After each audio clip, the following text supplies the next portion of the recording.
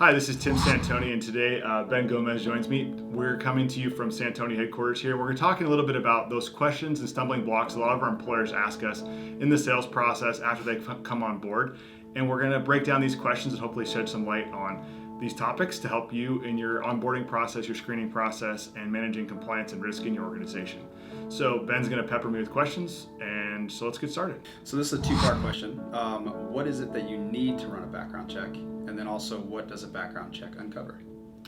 Yeah, so the first question is, what do you need to conduct a background check? In order to do a compliant background check, you will need authorization from the applicant or employee to conduct the background check, where they're authorizing you to do so, or authorizing your company and your background screening service to do so. And you're also going to need disclosure forms and information that they understand the process and how they can take action if something comes up that's not a case that doesn't pertain to them.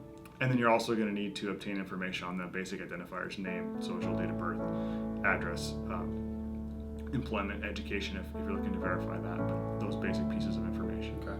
And then what does it uncover?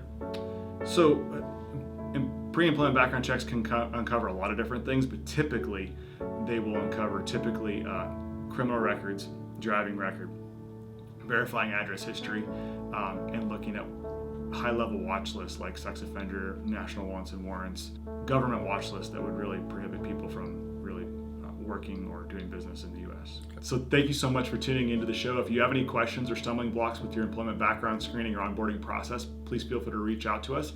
Leave some information in the comments below, and we look forward to connecting with you. Thanks. We should have a blooper. We do. We need. Going at it. Trial run. I've been in front of a camera like it's this. red. It's blinking red, right? Actually, I think you're a little off center. Hi, this is Tim Santoni, and today Benjamina. Benjamina.